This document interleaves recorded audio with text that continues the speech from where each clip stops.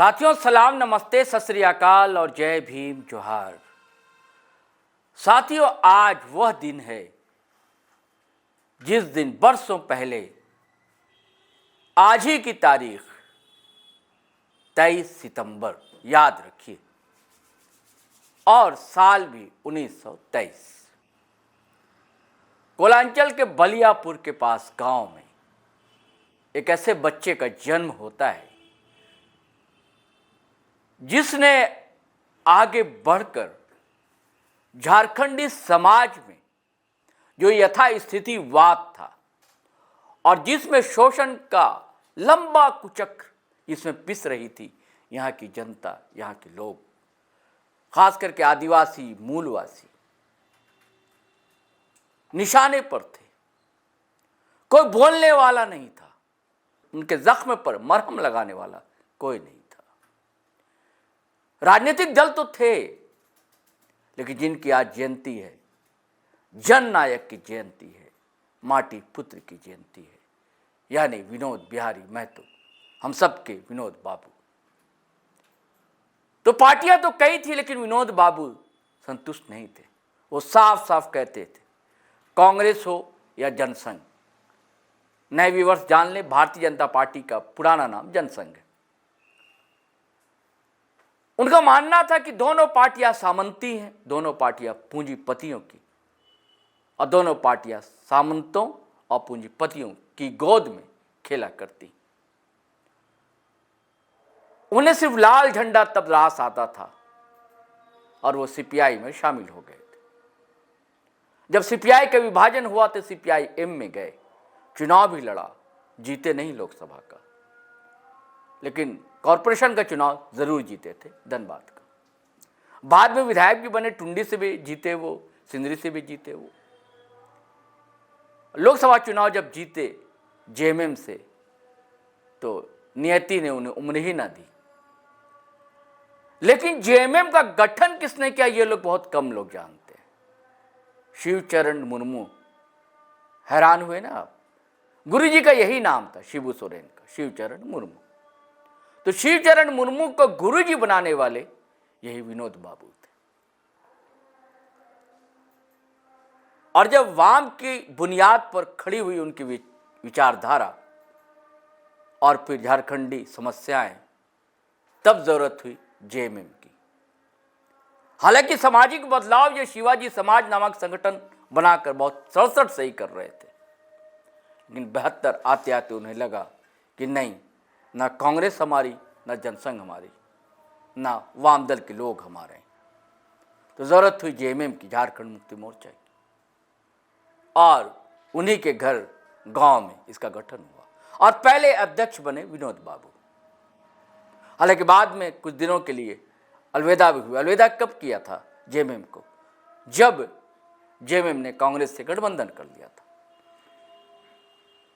और जब तत्कालीन अध्यक्ष निर्मल महतो, शहीद निर्मल महतो अध्यक्ष हुआ करते थे, जब उनकी जान ले ली गई तब वो पार्टी में लौटे। कई कहानियां उनकी, कई परतें हैं।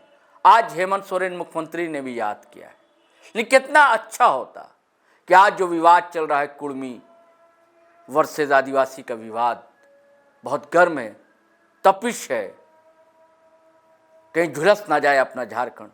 कितना अच्छा होता अगर मुख्यमंत्री विनोद बाबू के नाम पर कोई बड़ी घोषणा करते। पता नहीं उनके रणनीतिकार कौन है, उन्हें कौन देता है समझाइश। आज डुमरी विधायक जयराम कुमार महतो ने भी बहुत ही आत्मीयता से अपने आदर्श को याद किया, प्रतिमा पर फूल मालाएं चढ़ाई, जयंती है उनकी, तस्वीरें हैं, पोस्ट तो लिखा से सीएम हेमंत सोरेन ने भी। ये वीडियो आपको उनकी कई कहानियां बताएगा, कई परतें खोलेगा। चलिए साथियों, हम आगे बढ़ते हैं। कहानी शुरू होती है जब बालक थे विनोद बिहारी महतो, मीलों पैदल चलकर स्कूल जाया करते थे। घर की गरीबी, खेत खलियान की जकड़न और जीवन की अभावग्रस्त डगर पर भी वे हार नहीं माने। अपने इलाके में वे पहले युवक बने जिन्होंने मैट्रिक पास किया।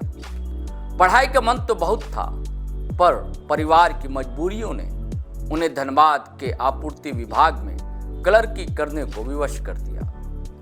उस समय तक उनका विवाह भी हो चुका था, परंतु आत्मसम्मान से बड़ा उनके लिए कुछ न था।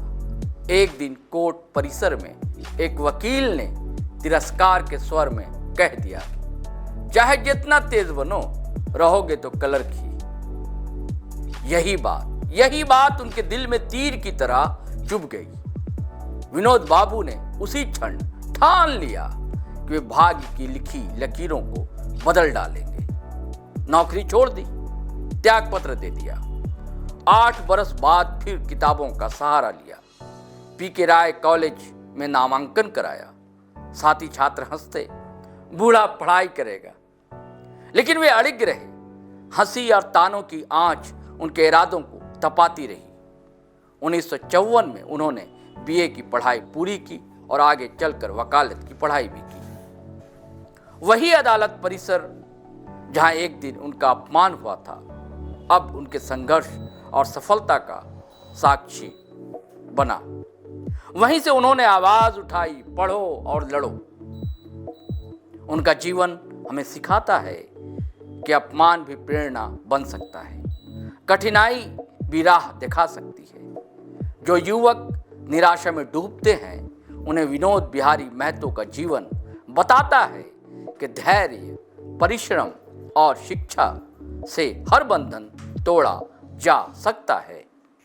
अफसोस की बात, जब सिलेबस में दिशोम गुरु का अध्याय जोड़ा जा रहा था, उनके राजनीतिक साथी और अग्रज स्वर्गीय विनोद बाबू की भी ऐसी प्रेरणादायी अध्याय का एक पन्ना जुड़ जाता। साथियों, यही राइटअप लिखा है अंग्रेजी के प्रोफेसर श्यामा प्रसाद मुखर्जी विश्वविद्यालय यानी कि वीर बुधु भगत विश्वविद्यालय में प्रोफेसर हैं डॉक्टर विनय भरत। वो आगे लिखते हैं, हम जानते हैं कि हेमंत दा, उनका इशारा मुख्यमंत्री हेमंत सोरेन की ओर है। हेमंत दा अभी तक निष्पक्ष हैं, पर यह मौका था झारखंड के अभिभावक की भूमिका में हेमंत दा और उनके सरकार के लिए कि दिलों में बढ़ रही दूरियों को कम करने का, इंक्लूसिव होने का, वक्त के साथ फैलते संदेह को कम करने का। बहरहाल झारखंड के आर्किटेक्ट स्वर्गीय विनोद बिहारी महतो को उनकी जयंती पर उन्हें शत शत नमन है। तो साथियों, कितनी बड़ी बात कही इस राइटअप में डॉक्टर विनय भरत ने। विनय पूर्वक हमारा भी यही कहना है सरकार से।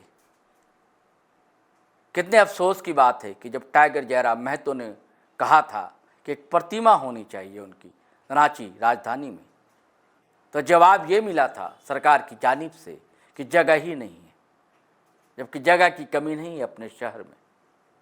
दिल बड़ा होना चाहिए, जगह तो दिल में होनी चाहिए। चलिए साथियों, जीटी रोड लाइव भी विनोद बाबू को याद करता है, प्रेरणाएं लेता है, उन्हें नमन करता है। हमें इजाज़त दीजिए, लेकिन गुजारिश है कि अगर आपने हमारा चैनल सब्सक्राइब नहीं किया तो तुरंत कर लीजिए, दोस्तों से भी करवाइए, लिंक अच्छा लगे तो शेयर कीजिए, कमेंट भी आप करते हैं, धड़ाधड़ करते हैं, सोच समझ कर कीजिए, लाइक तो करेंगे ही, मेरी गुजारिश है। इजाज़त दीजिए। जय हिंद, जय भारत।